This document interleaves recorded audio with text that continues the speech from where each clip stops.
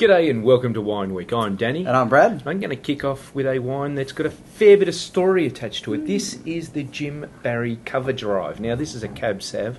And look, Jim Barry, the guys are nominally from the Clare Valley. And we rave about Clare Valley almost week in, week out when it comes to Rieslings. But doesn't mean they don't do bad reds. But look, Shiraz is probably the one from the region of the reds that we think is probably the pick of the bunch.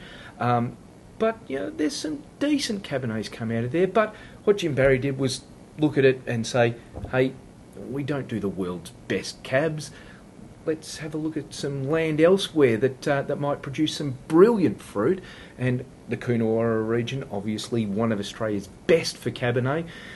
There's not a lot of actual land around that you can actually pinch up. What they did was find an old cricket pitch, an old oval down there, planted some fruit around the pitch, left the pavilion. They dragged fruit out year after year for this and blend it with some of their own stuff from back in the Clare and produce a lovely kind of midpoint Cabernet. Now, this is $20 odd. It's not the world's best, but it is a great Cabernet, and this year after year delivers very, very good middle of the innings sort of performance. It's not going to get dropped from the team this week. Definitely make sure this one's on your running sheet, the Jim Barry Cover Drive. Yeah, and look, I think we're probably going to see more winemakers doing that, taking a bit of their own fruit from their estate and matching it with a well-known region. We've seen Taylor's do it with their Jarraman range, and it makes sense. It rounds the wine out nicely. Yeah. Well, I'm going to flick across to Western Australia now and have a look at one of my favourite Chardonnays. And, well, let's be honest, it's on the radar now as a few people's favourite Chardonnays, and it's nipping at the heels of the very well-known ones coming out from over there. Of course, the well-known ones being Lewin and those types of guys. This is the Voyager Estate Chardonnay, and they've come out with the 2007, and they've come out with another Perler. These guys are making incredible wines year after year, and look, Margaret River is known for its Chardonnay and its Cabernet as the two sort of main varieties well known over there. And look, this Chardonnay now is really up there with the top ones.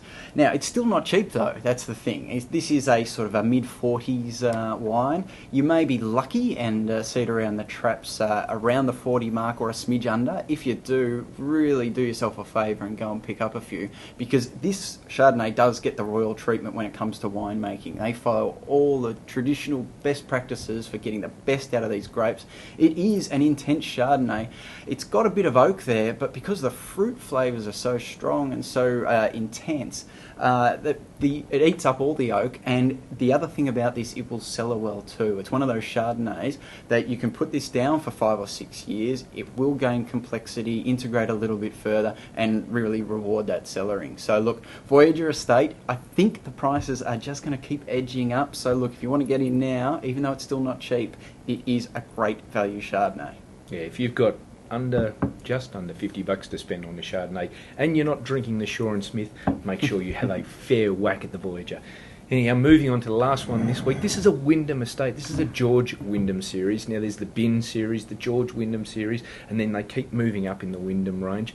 This is the Shiraz Grenache, and look, it's a very interesting move by Windham. They grabbed Nigel Dolan, who used to be the chief winemaker at Saltram for many years, dragged him back into the fold, I think 2007, poached him away, and they've started to use his skills to make some very, very smart wines. Now, this is low 20s RRP, and the George Wyndham range really starting to show some interesting moves, namely, just like we were talking about with the Cover Drive, starting to use individual areas to get the best fruit.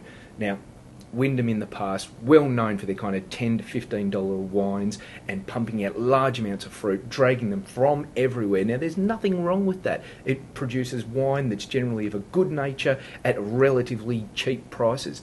But once you start to move to kind of using individual zones for wines, you start to get even better results, but obviously the price comes up a little bit. This, beautiful. I really like this. jammy, sweet, lots of flavour in there. If you're a fan of Shiraz but don't want it to be just completely over the top and really grippy, like it a little bit sweeter but still savoury at the same time, this is something you should definitely have a look at. And Nigel Dolan is one of Australia's best winemakers without a doubt, recently named as Australia's best by Wine State magazine for the last year.